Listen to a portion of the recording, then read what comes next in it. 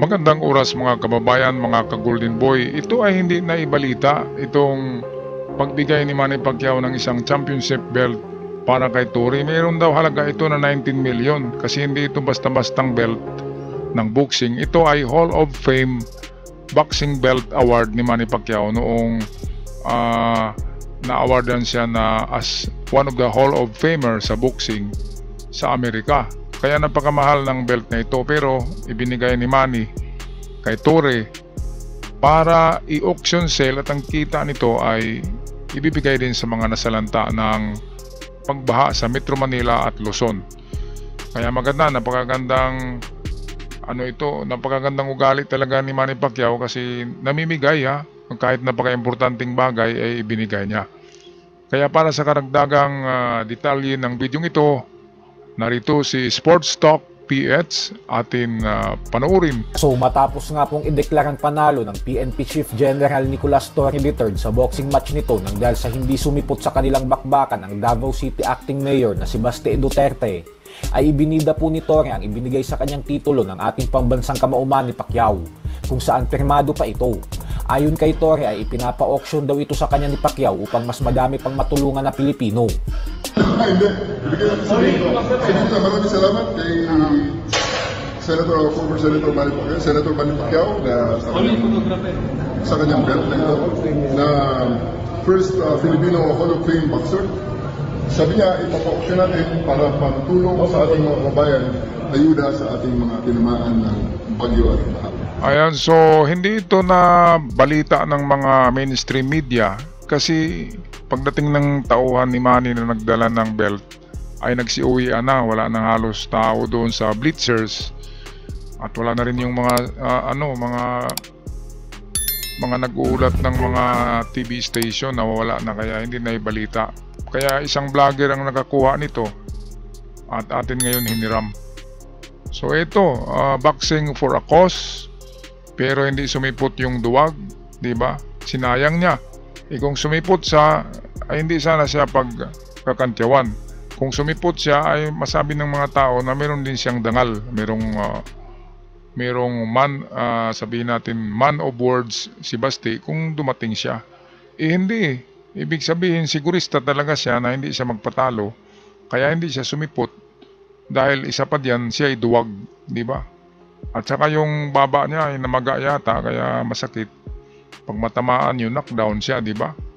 Mga kababayan. Kaya kudos to Manny Pacquiao para sa magandang gawain na pamimigay ng tulong, hindi lang cash. Nagbibigay din ng cash si Manny, hindi na sinasabi. Kaya nga napakalaki ng 16 million ang cash donation, plus 350 na entrance fee, plus goods, umabot ng 21 million lahat. Grabe, galing. Dahil kay Baste ay nagkapira tuloy ang PNP at nakapag-donate ngayon ng PNP sa mga nasalanta ng baha. Alright, balik tayo kay Sports Talk PH. Bagamat po hindi sumipot si Mayor Baste, ay kumita pa din ng 300,000 pesos ang nasabing event sa ticket sales, kung saan mahigit 4,000 katao ang dumalo sa Rizal Memorial Coliseum. Bukod dyan ay umabot din daw ng 16 na milyong piso ang kanilang natanggap galing sa mga donations. Kaya naman ipantutulong daw nila ang lahat ng ito sa mga nasalanta ng baha at bagyo. Ayun, may belt po. Ayan, so ito yung pagdating ng tauhan ni Manny na nagdala ng belt. Shock siya shock si Tory dito. O nakita nyo yung bleachers, wala nang tao sa itaas, uwian na Kaya huli nang dumating Hindi naman kasi nagpapapil si Manny Pacquiao, hindi nag-iipal. Ang laki ng binigay ni Manny diyan na cash donation, kaya nga umabot ng 16 million Pinakamalaki doon ang kay Manny. At meron pang championship belt. Grabe. Galing talaga ni Manny. Hindi lang world champion. Champion para sa Pilipinong masa. Okay, balik tayo dito sa video. Ayun, may belt po. Ang ganda ng belt.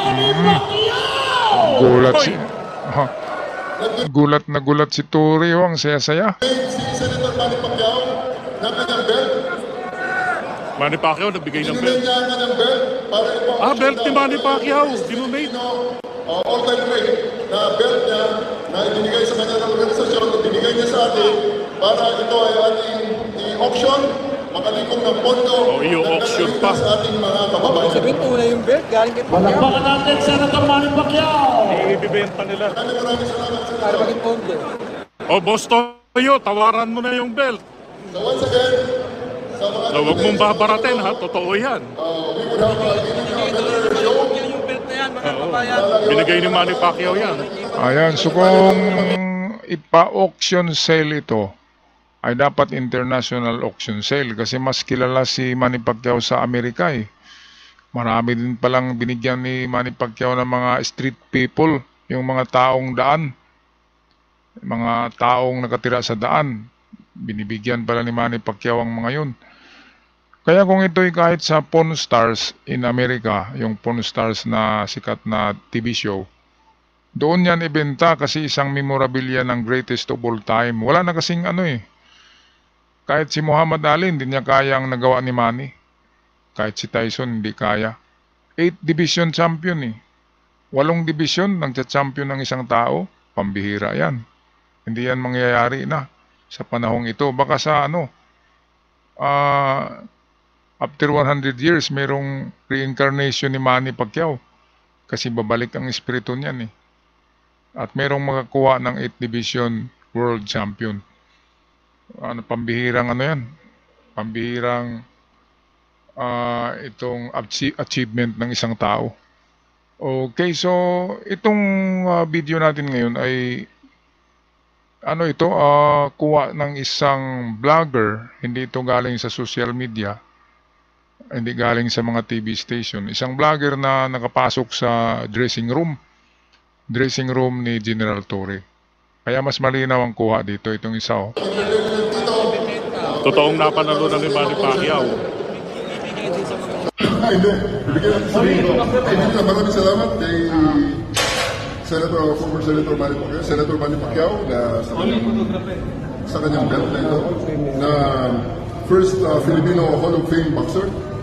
Sabi niya, ipapa-auction natin para pagtulong sa ating mga kababayan, ayuda sa ating mga tinamaan ng bagyo at baha. Ayan, so ngayon lang natin nakikita si Torre na masaya, no? Ang mukha niya, merong masaya talaga siya sa nangyayari. Kasi panalong-panalo yung kanyang pabuksing. Yung boxing match ay nagiging totoong charity event. Maganda kasi saan ba mangyari na mayroong 20 million sa isang gabi, di ba? Grabe na yan, kung hindi mo yan ipamimigay sa mga nasalanta ng bagyo, milyonaryo ka, di ba? Mga kababayan, anong masabi nyo? Paki-comment sa ating comment section down below, mga ka-Golden Boy, at sa mga bago pa lamang napadaan at nanood sa aking channel, huwag kalimutan mag-subscribe. Click nyo lang ang red button down below. Maraming salamat sa lahat.